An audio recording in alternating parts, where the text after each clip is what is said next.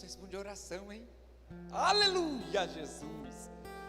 Aleluia, glória a Deus. Graça e paz, irmãos. Boa noite.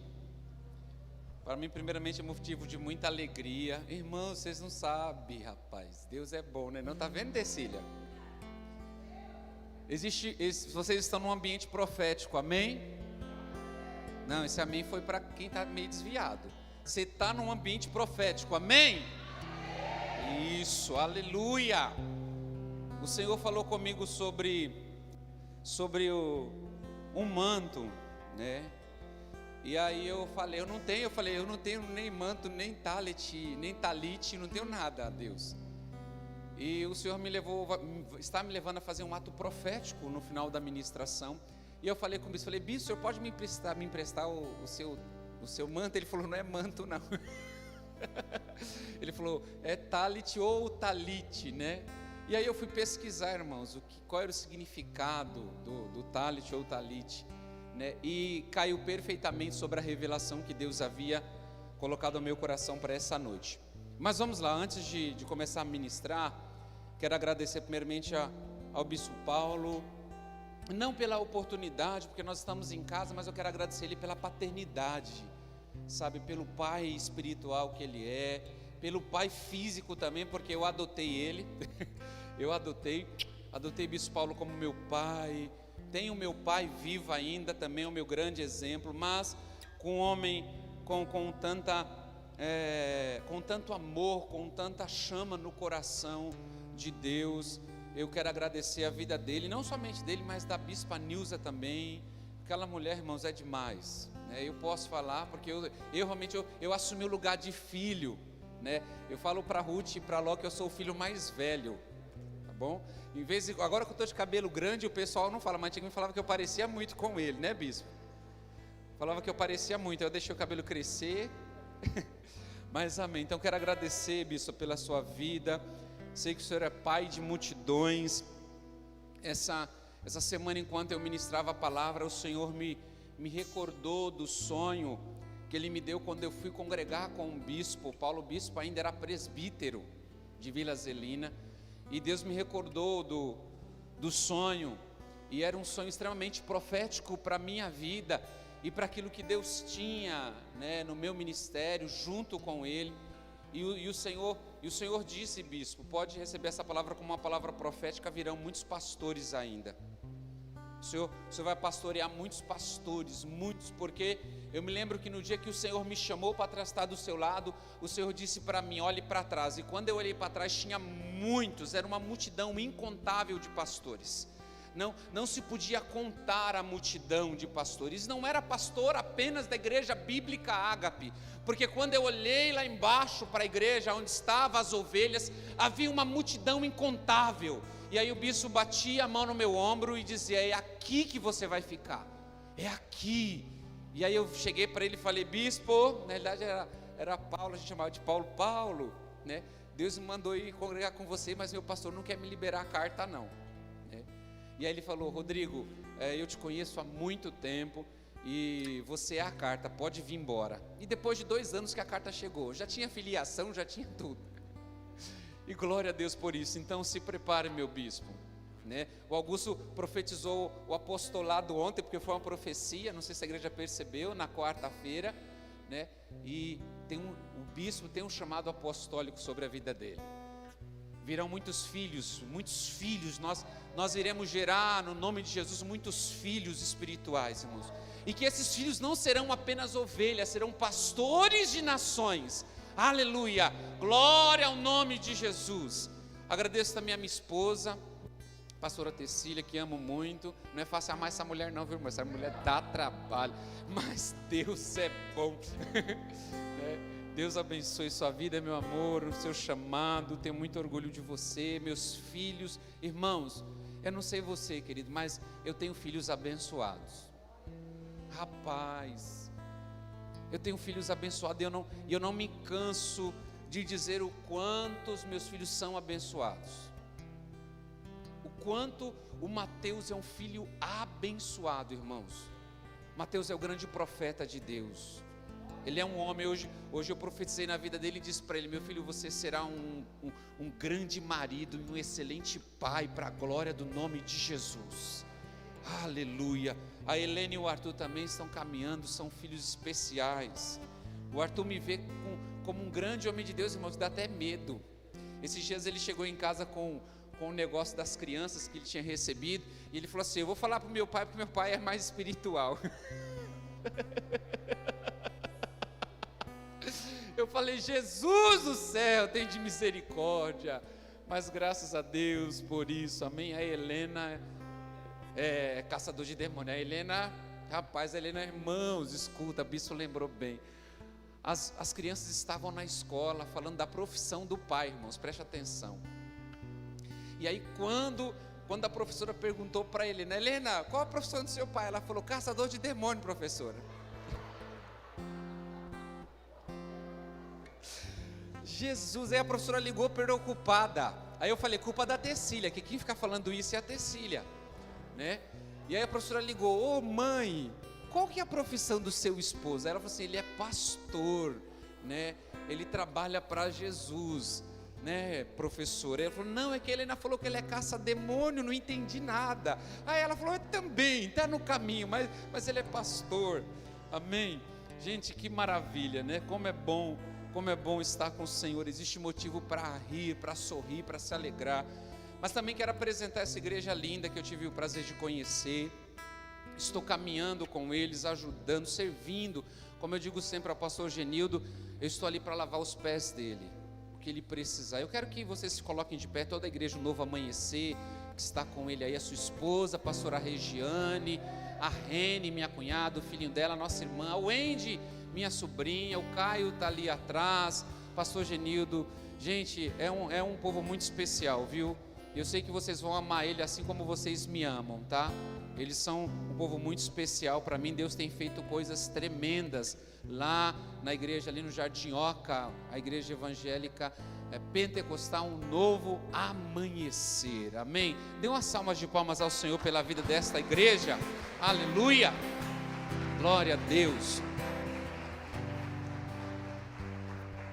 Obrigado, queridos. Agora vamos lá, você está preparado? Está preparado? O bispo falou que nós somos igual o Gemada, né? Ontem o pastor Antônio fez a gente crescer bastante, né? Nossa, como a gente cresceu bastante ontem. Eu não pude estar presente, mas eu estava ali em casa, no computador, assistindo ele. E aí quando ele estava dando chibatada, eu estava rindo. Eu falei: eita Deus! Que maravilha, irmãos. É tão bom quando o Senhor nos corrige. É tão bom quando o Senhor levanta homens para pegar a vara e nos dá uma varada dizendo: se conserta no seu caminho, te endireita, porque eu tenho o melhor para você. Que maravilha, pastor Antônio, que Deus continue, meu filho, te honrando, meu irmão, meu amigo, no nome de Jesus. Que palavra tremenda. Mas vamos lá, vocês sabem que eu gosto que vocês participam, amém? Não gosto de ministrar sozinho. Então vamos lá, repita comigo o tema da ministração. Nós temos um tema que é o ano da entrega, amém? Mas o Senhor me inspirou num subtema chamado haverá entrega quando? É uma afirmação, tá? E não um questionamento. Diga: haverá entrega quando? Novamente, diga: haverá entrega quando? Amém. Nós estamos baseados no livro de 1 Reis, capítulo 19, versículo 19 e 21. Se prepara aí que tem muita revelação de Deus para a sua vida.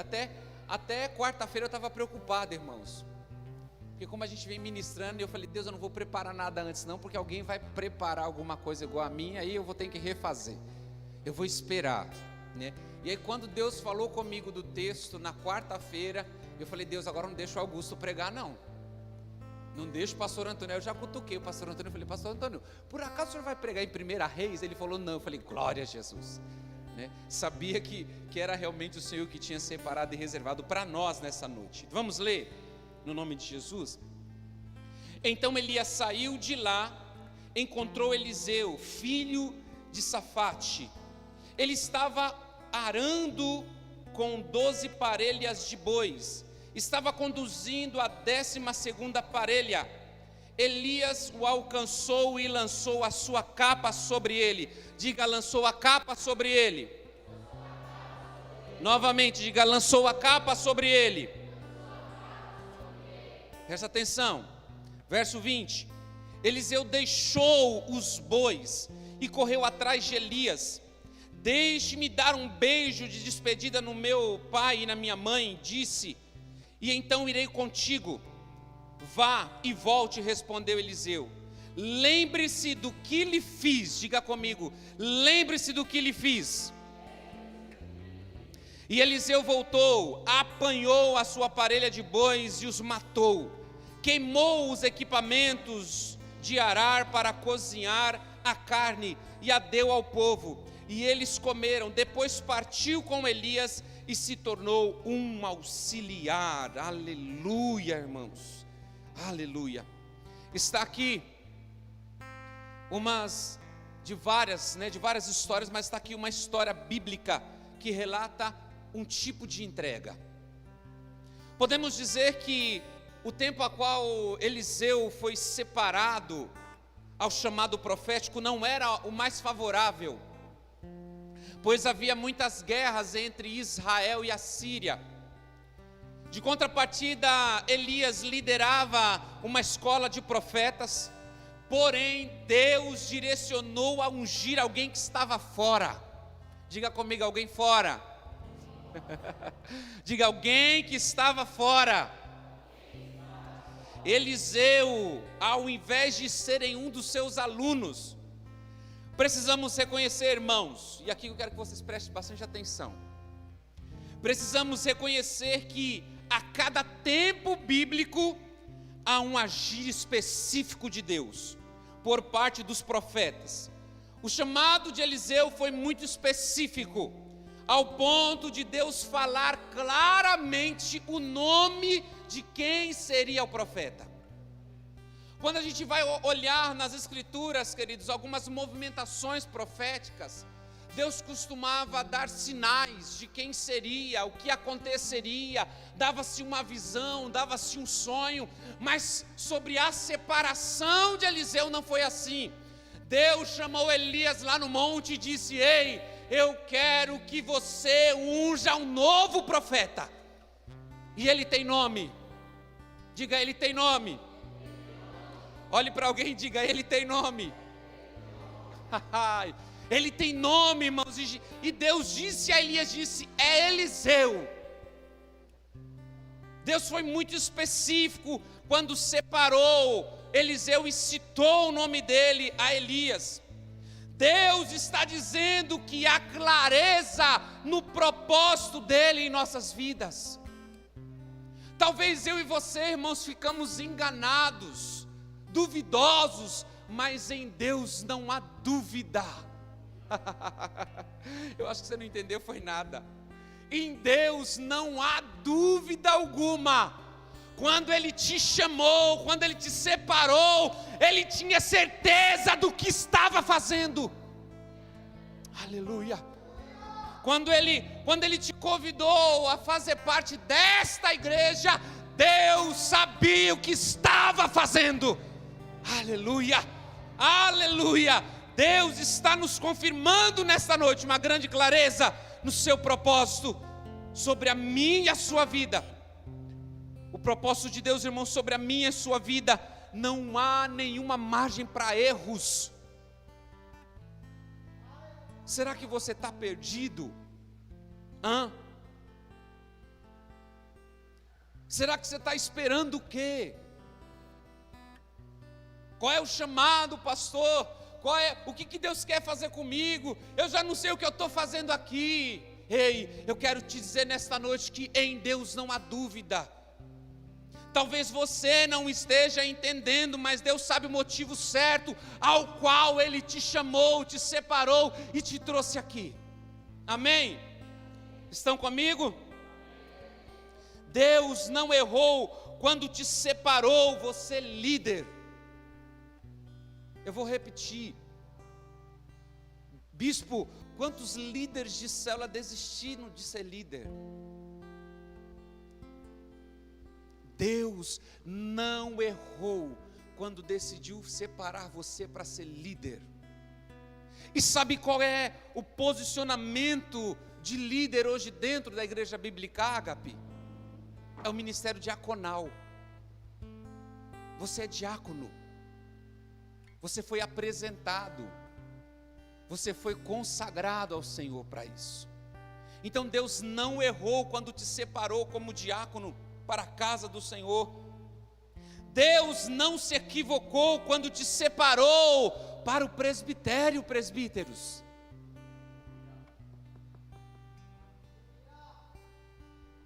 Você acha que você rasgou a sua carteirinha de presbítero e agora você não é mais nada? A sua patente está latente no reino do Espírito. Ainda que você não esteja exercendo, Satanás olha e diz: eis aí um presbítero do Deus Altíssimo. Porque Deus não erra, irmãos. Quando Ele decide separar alguém, Deus não se confundiu quando te consagrou ao ministério pastoral. Pastores, pastoras, não, pastor é o meu marido, tem certeza? Pastor é minha esposa, pastor. Deus te chamou, Deus te separou, e em Deus não há equívoco. Nosso Deus é detalhista, querido. Ele te chamou pelo nome. Ou você não ouviu? Deus tem me levado, irmãos, a incentivar as pessoas a pararem de dar ouvido a tantas e tantas vozes, para poder dar ouvido à voz de Deus, porque Deus é aquele bispo que chama pelo nome. Deus não diz: ei, você aí. Nenhum anjo enviado por Deus diz: ei, você aí que eu não conheço. Toda movimentação profética, toda movimentação de Deus, toda movimentação dos anjos do Senhor tinha um endereço certo e Ele sabia o nome. A pastora Cláudia ministrou sobre Daniel capítulo 3, nós vamos ver o anjo reconhecer Daniel, dizendo: ei Daniel, eu havia sido enviado ao Senhor desde o começo da sua oração, mas um príncipe de Satanás me impediu de descer. Ele sabia quem era Daniel. Quando o anjo encontra com José, ele diz: José, ei, eu sou um enviado do Senhor. Você precisa aceitar Maria como sua esposa, porque o que ela carrega é o Filho do Deus Altíssimo. Quando o anjo é enviado, o anjo Gabriel é enviado para Maria, novamente ele reconhece, ele diz: Maria, mulher abençoada, separada. Então, ei, Deus sabe o seu nome, Ele reconhece quem você é, e Ele sabe os propósitos para os quais Ele te separou. Amém? Nosso Deus é detalhista, irmãos. Nosso Deus em muitas coisas não gosta de pacote. Ele gosta, Robinho, de chegar até você. Ele gosta de ir no individual de cada um de nós. Você não está aqui por acaso. E eu não estou dizendo aqui nesta noite. Eu estou dizendo aqui neste tempo. Aqui neste tempo. Século 20. 2021 se preparando para 2022. Você não está aqui por acaso.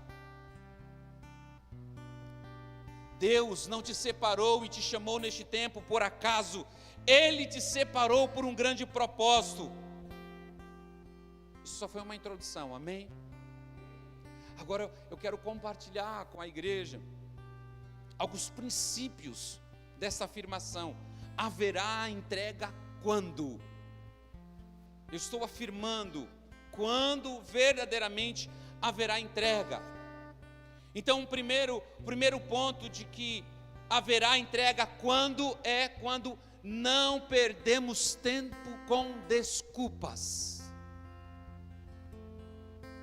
O verso 19, a qual nós lemos, a Bíblia nos mostra quão ocupado Eliseu estava. Eliseu estava extremamente ocupado. Elias encontra o rapaz arando o campo, irmãos, com 12 parelhas de bois. O que é isso, pastor? 12 parelhas de bois era 12 jugos. Cada jugo tinha 2 bois, ao total 24 bois. Estava ele sozinho arando essa terra. Eliseu estava terminando o seu trabalho.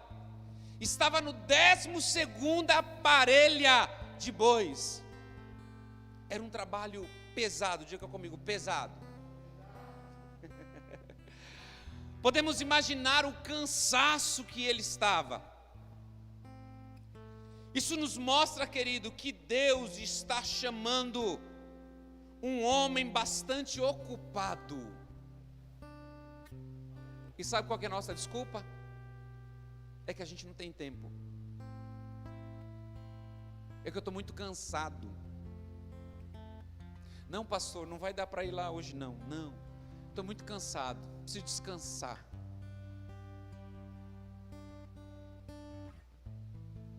Irmãos, se nós queremos verdadeiramente viver algo extraordinário em Deus, nós precisamos parar de dar desculpas. Você tem que parar de procurar problema para dizer não. Porque a gente caça uma desculpa para falar que não dá, que a gente não consegue, que a gente não está tão preparado. Olha só para a vida desse jovem.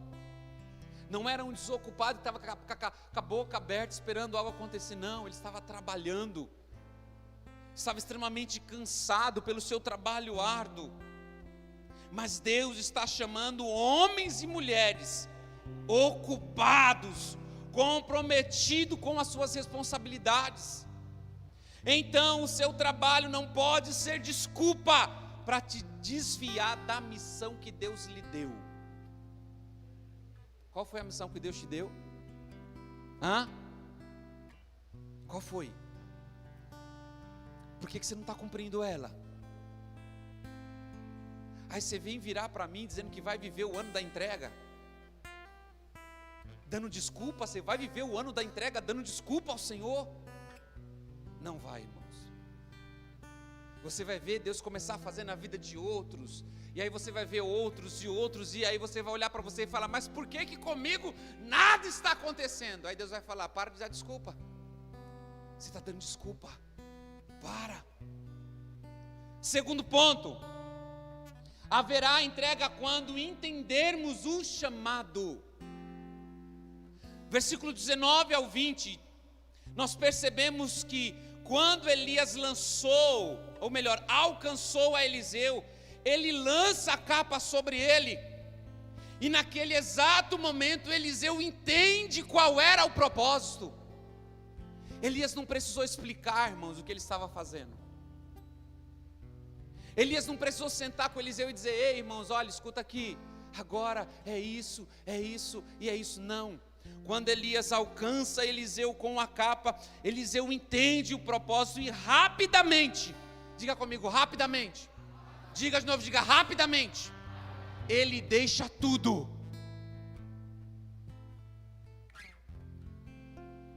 O que está faltando, irmãos, você deixar? Quantas vezes o Senhor já te chamou? Quantas vezes homens e mulheres já profetizaram na sua vida, e aí você disse naquele momento: não, Deus, agora eu vou, e aí você não foi porque você continuou agarrando algo. Você ouviu a profecia, mas você não entendeu ela. Você viu a movimentação de Deus, mas não entendeu nada, porque você se agarrou a algo.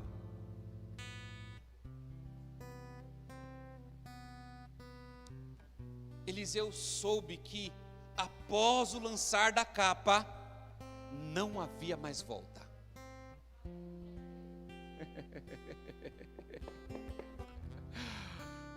Você quer deixar liderança?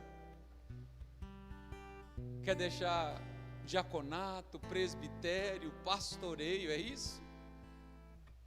Você entrou num caminho com Jesus e ele é sem volta. Eu vou repetir para ficar claro. Você entrou no caminho com Jesus e esse caminho é sem volta. Sabe por que ele é sem volta? Porque ele tem um destino. Diga comigo, destino. Diga novamente, destino. Segura aí vocês da internet. Você só pode voltar quando você chegar no destino. Só que o nosso destino não nos permite voltar, porque é o céu. Quando você chegar no céu, não tem como voltar. Antes disso, você não pode voltar, porque senão você não vai estar cumprindo o seu destino. Então o Senhor diz para você nessa noite: por que você está abandonando? Porque você pensa em deixar. Deus está sendo direto nesta noite com você, querido. Por que você está querendo deixar? Por que você diz, não vou fazer mais não, pastor? Quem te chamou foi o homem? Eu garanto que não, irmãos.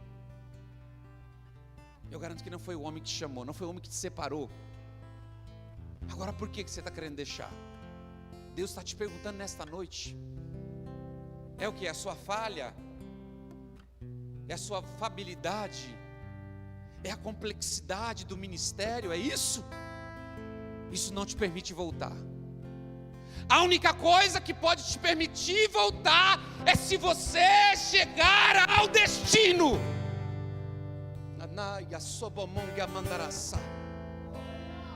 Se você alcançar o destino que Deus reservou para você, você pode voltar. Se Deus tinha as nações, escuta.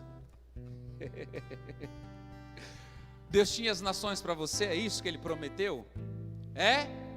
Você foi para a nação? Foi para as nações? Não, então você não pode voltar. Você tem que continuar até Ele te enviar. O que Deus prometeu para você? Qual foi a profecia que Ele disse a você? Você não pode voltar. Diáconos amados do Senhor, Deus está dizendo para você: não volte. Porque os homens que decidiram voltar, irmãos, tiveram que enfrentar a autoridade de Deus. Nós estamos na graça, é fato. Mas Jesus nos diz que Ele veio cumprir todas as leis. E uma das leis é honrar ao Senhor.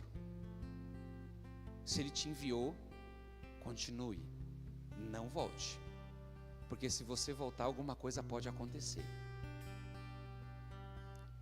O grande peixe pode aparecer, a tempestade pode se levantar, os inimigos dos hebreus podem aparecer, porque Deus está dizendo: não quero que você volte, eu quero que você prossiga, porque você não alcançou o meu destino.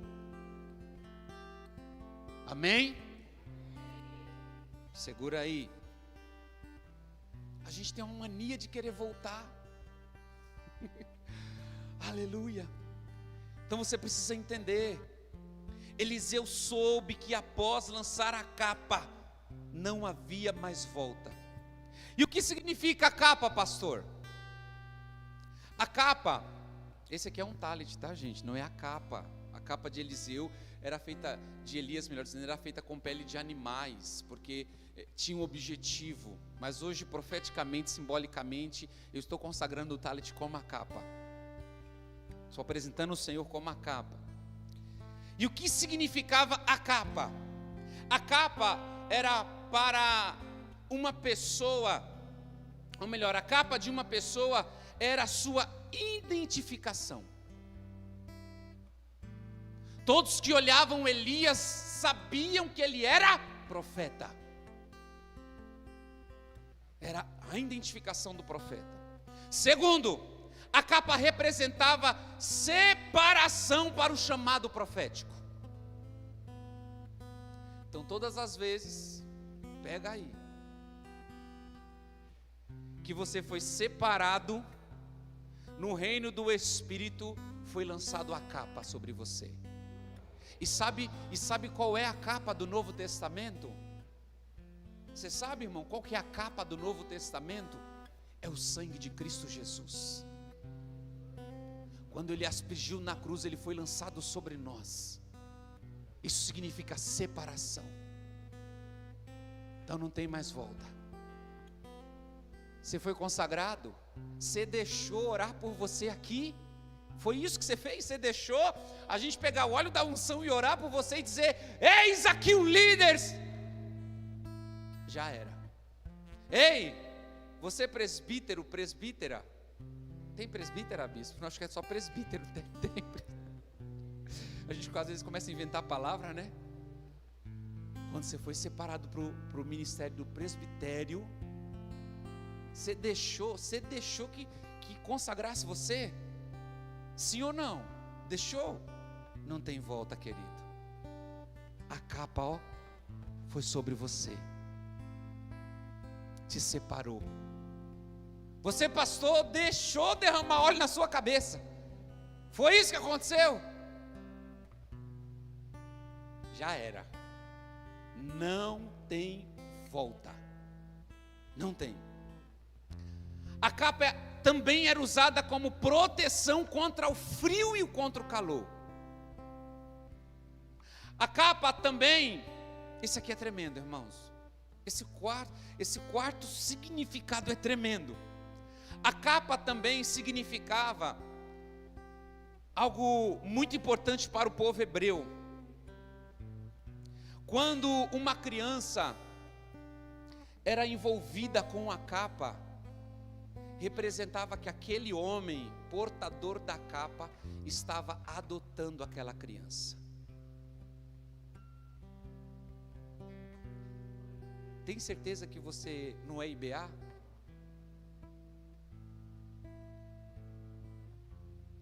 Existe uma capa, irmãos.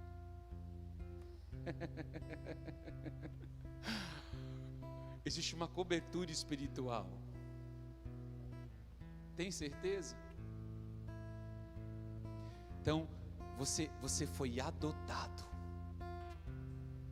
Isso traz um envolvimento tão poderoso, irmãos, para o sangue de Jesus. Ele nos adotou. E ao nos adotar, antes, bispo, de qualquer consagração ao ministério pastoral, episcopal, apostolado, Ele já te separou.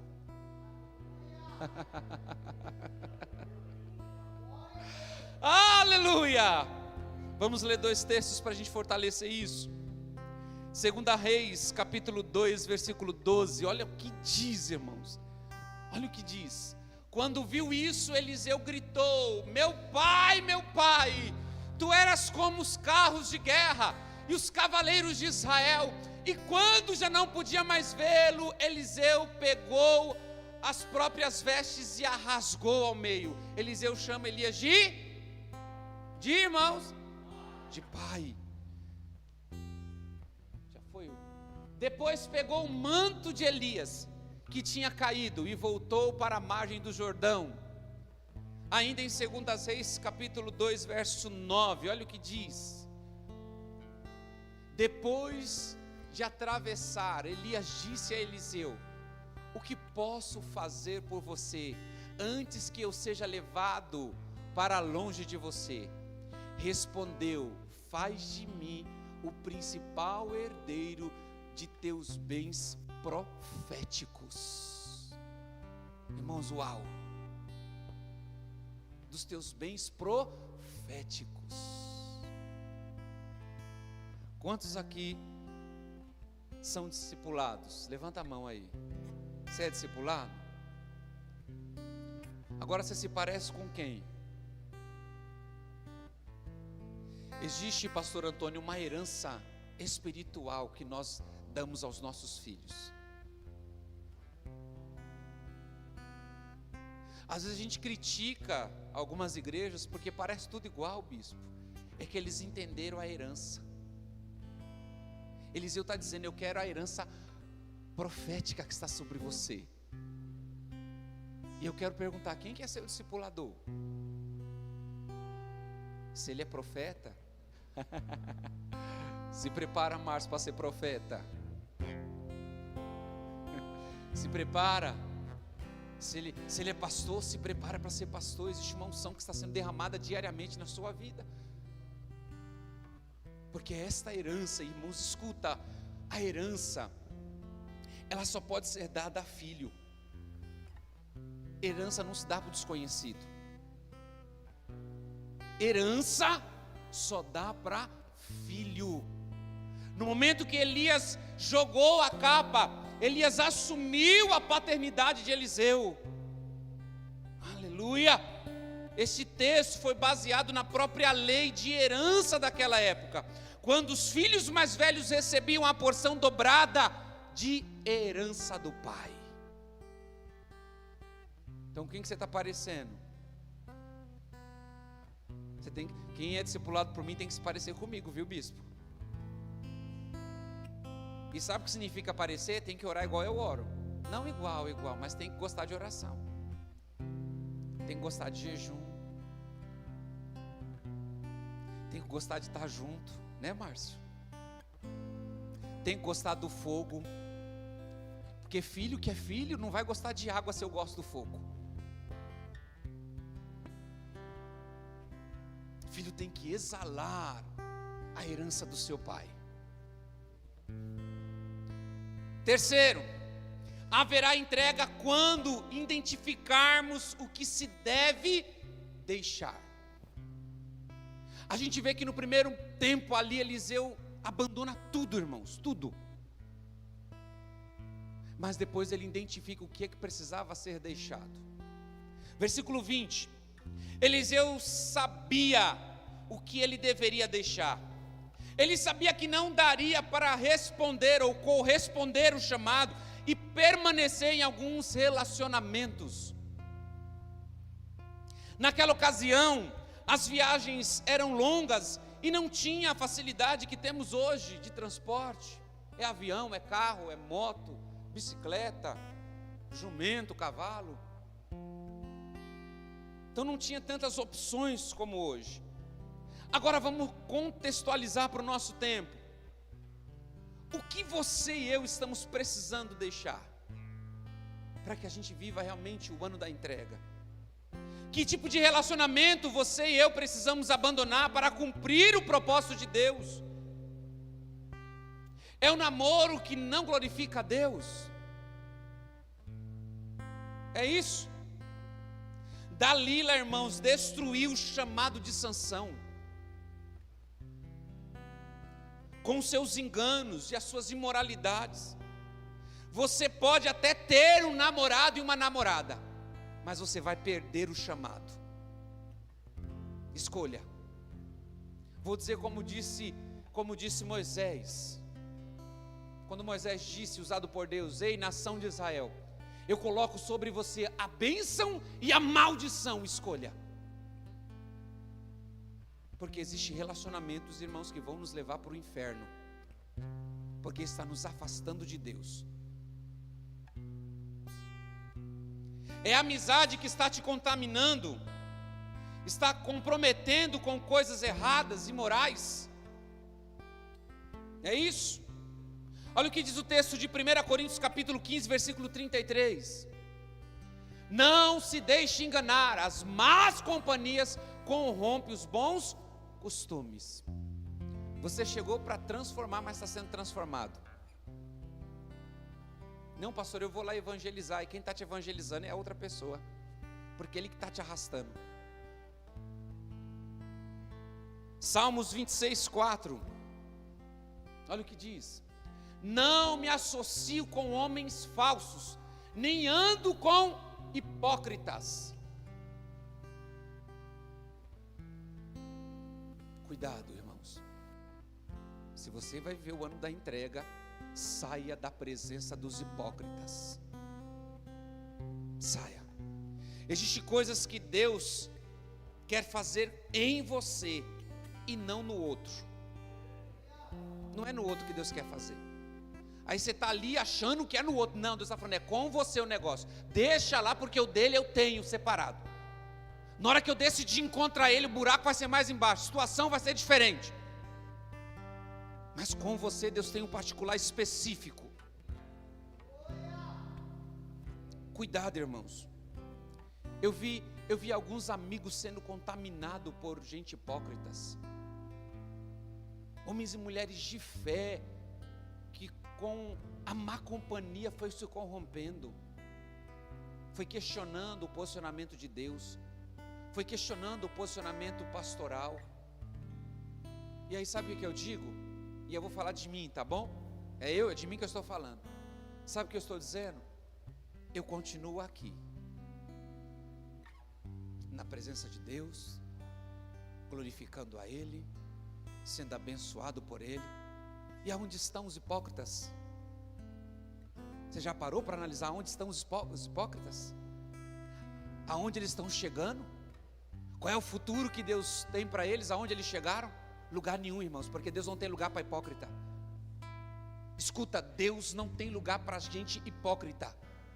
Gente hipócrita sai da bênção de Deus. Quarto, haverá entrega quando destruirmos tudo que possa impedir de cumprir o chamado de Deus. Versículo 21. O que está impedindo o teu chamado? Quando Eliseu decidiu matar todos os bois, não foi uma ordem do profeta. Porque às vezes, irmãos, a gente fica esperando o bispo chegar e falar assim: vai lá, te conserta. A gente espera os pastores falar do nosso pecado, e sendo que o pecado está na sua cara. O diabo está esfregando o pecado na sua cara e você está se deliciando com ele, e ainda se perguntando do que é que eu preciso deixar. Tem certeza que você não sabe, querido? Porque se você falar para mim que não sabe, eu vou entender que o seu estado é pior. O seu estado é pior do que eu estava pensando. Porque com tantas palavras abençoadoras, você ainda não caiu em si e não abandonou essa vida. Aleluia. Eliseu decidiu matar todos os bois. Todos, diga comigo, todos. Todos. Não dá para, não, pastor, eu vou guardar um. É todos. Né? É que eu gosto desse aqui, sabe, bispo? Eu sinto uma coisinha com esse boizinho que fica aqui, sabe? Ai, é uma coisinha tão gostosa. Ai, não vai fazer mal não. É para matar. O pastor Antônio disse onde que Deus ia te matar. Eu comecei a rir. Aleluia! Agora Deus está falando para você que você deve matar. Você que deve matar. Você. O que você precisa, ou melhor, o que precisa ser destruído e queimado em sua vida. Isso é muito profundo, irmãos. Não podemos apenas destruir, porque se a gente apenas destruir, eu e você vamos buscar os lixos, os restos que estão nos escombros. Quantas pessoas confessam, eu posso falar isso com os atendimentos que eu faço.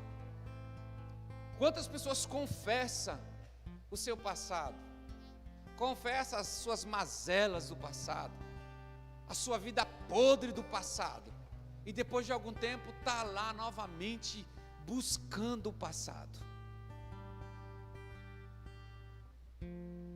Posso falar? Posso? Vou falar, bispo. Quantas vezes você já tentou sair da IBA?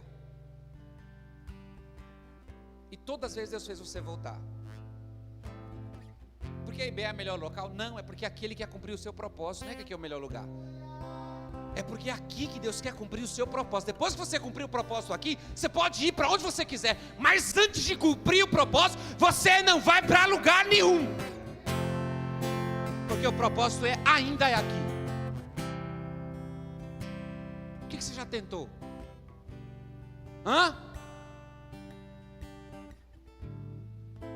Já foi para várias igrejas, irmãos, e não dá certo.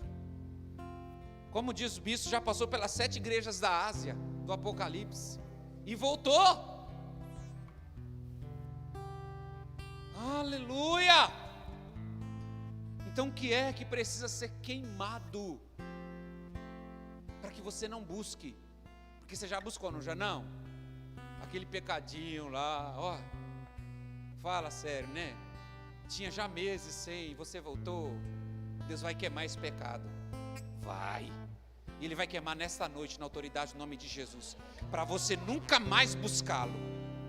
Deus vai queimar os seus desejos, aleluia. Algumas coisas, irmãos, da nossa vida precisa virar cinzas, porque ninguém vai atrás de cinzas, ninguém. Veja, quando uma casa pega fogo e vira tudo cinza, vê se alguém vai reclamar os móveis. Não sobrou nada. É isso que Deus quer fazer com você. Deus quer queimar você tudo para que não sobra nada. Nada. Quando você olhar para você, só resta você e mais nada. Não tem ministério, não tem dom, não tem nada, porque só restou você.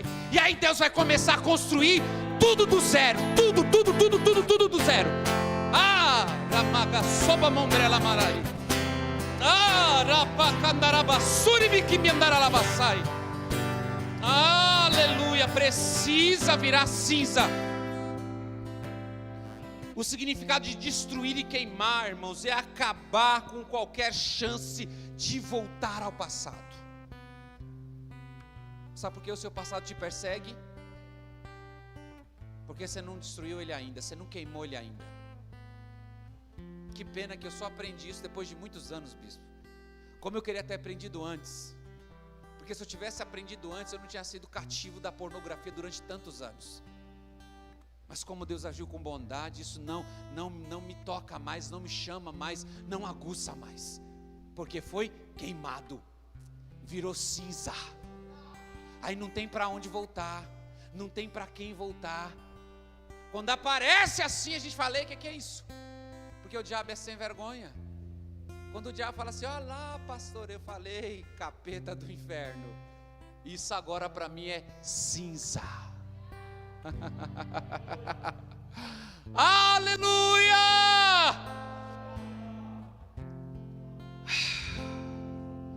Será suas decepções, irmãos? Será decepção que precisa ser queimada da sua vida? Você já perdoou, mas a todo momento que você pode, você lembra da decepção.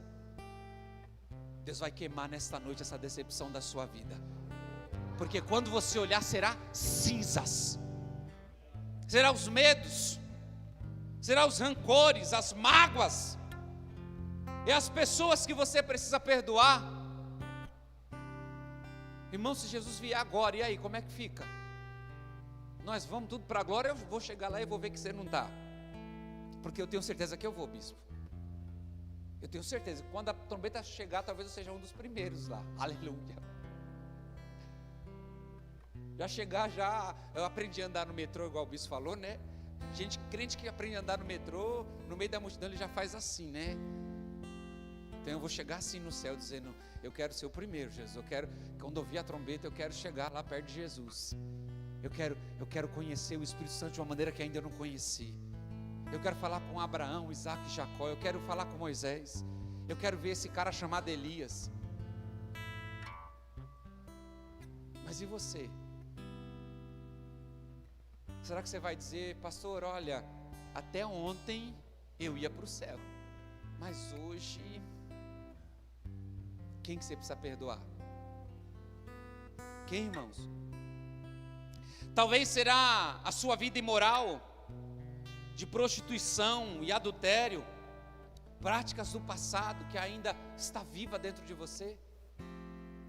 É a pornografia, é a crise na identidade. Presta atenção, pais. Seu filho tem crise de identidade, a igreja é o melhor local para trabalhar isso. Não estou abrindo de mão dos psicólogos que vão contribuir e ajudar, mas a igreja é o melhor local. Mas ela se torna o melhor local quando você fala da crise de identidade. Quando você procura um pastor, o seu discipulador, alguém para te orientar e mostrar que o seu filho e você tem uma identidade. Agora é um monte de gente vivendo crise de identidade no secreto. Está morrendo e está lá. e está na igreja, mas está em secreto, não quer falar para ninguém. Agora escuta, irmãos, qual que é o pior? Esconder e depois explodir, e aquele jovem, aquela jovem se tornar um homossexual e uma lésbica, sem poder trabalhar a identidade verdadeira dela.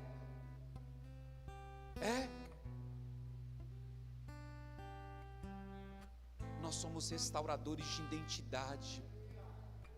O Senhor nos chamou para restaurar a identidade dos homens e das mulheres.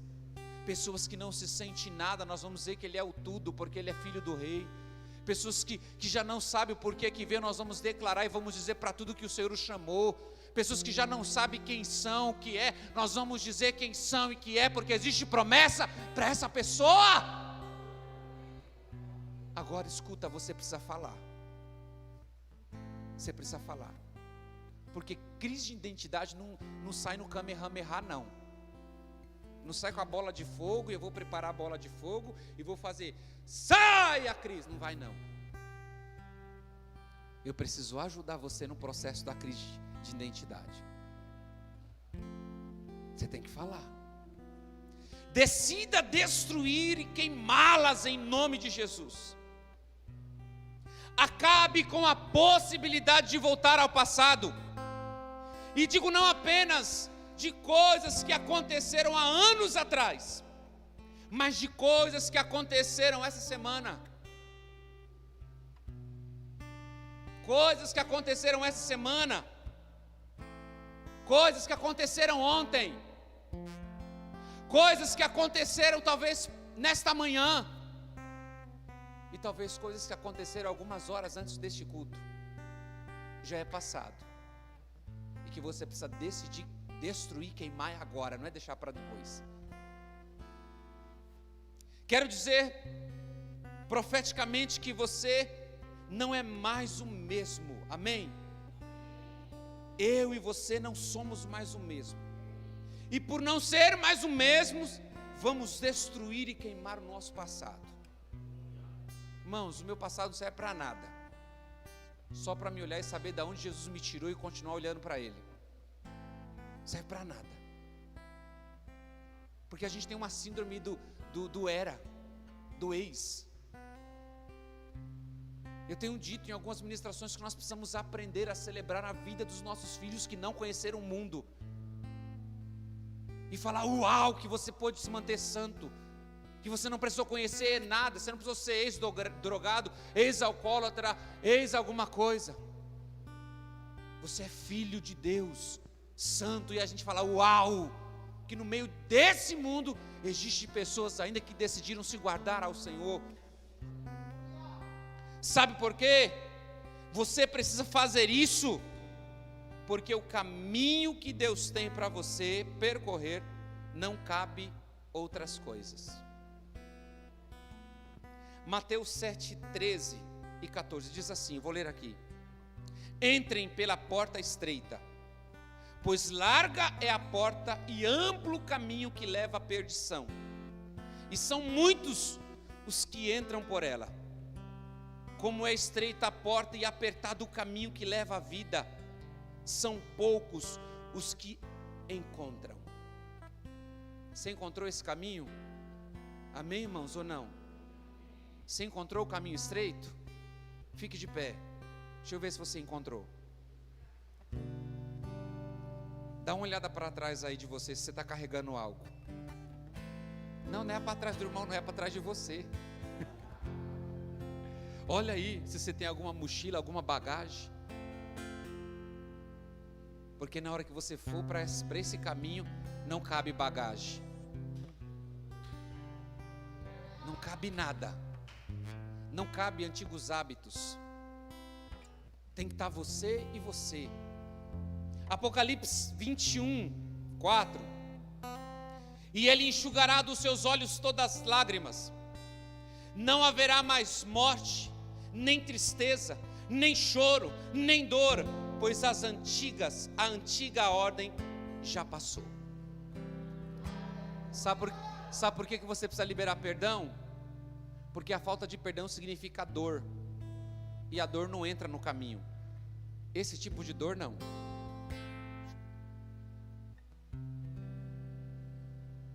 No caminho que você percorre, não dá para você carregar outra pessoa. É só você. Pare de carregar os pesos dos outros. Pastor, mas no passado, escuta, presta atenção. Deus está falando com você nesta noite. Qual era o seu passado? Você quer queimar ele hoje? Traga à tona ele agora para o Senhor. Agora. Traga o seu passado à tona agora para o Senhor. Fale para Deus agora do seu passado. Profeticamente, apostolicamente eu digo isso. Traga agora. Diga, Senhor, o meu passado é esse passado que me condena.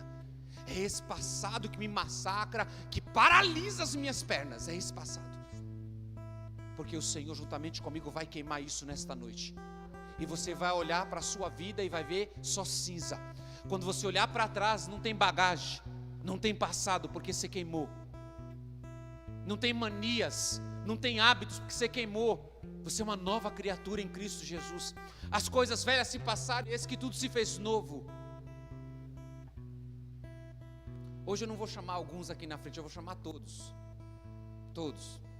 Mas antes, eu quero chamar os pastores. Todos os pastores aqui na frente.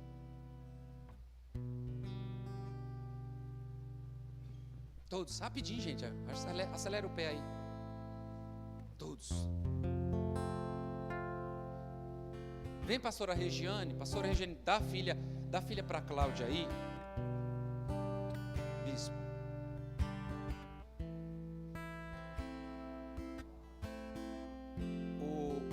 O talet, ou manto, representa, quando nós estamos usando ele, representa que eu saí do ambiente natural e Deus me levou a um ambiente espiritual. Quando Elias colocou o manto sobre Eliseu, Elias estava dizendo: você já não faz parte deste mundo mais, agora você é profeta. E eu sei que todos nós já fomos consagrados, mas Deus precisa virar a chave em alguns, para que o pensamento de desistência nunca mais assole o teu coração. Você vai decidir queimar os seus pensamentos de que o pastor é o fulano, o pastor é a fulana, porque nós somos os pastores. Nós somos os pastores que Deus escolheu para esta igreja, para este tempo, e que Deus fará coisas extraordinárias no nosso meio. Irmão, se você está achando que Deus depende da gente, Deus não depende. Ele quer a nossa colaboração porque Ele quer, mas Ele não depende. Hoje eu estava aqui com a pastora Tecília Cheia e chegou uma pessoa dizendo: pastor, quando é que... Pastor não, falou: irmão, quando é que tem culto aqui? Eu falei: tem hoje, querido. As pessoas estão vindo. Então o bispo vai fazer um ato profético e apostólico conosco. Ele é o nosso pastor, ele é o profeta, ele é o apóstolo, e ele vai colocar sobre nós o manto. E a partir de hoje esse pensamento não pode mais voltar na sua cabeça. Esse pensamento não pode mais ser existente, pastores, no nosso coração, porque senão não haverá entrega. Que ano da entrega?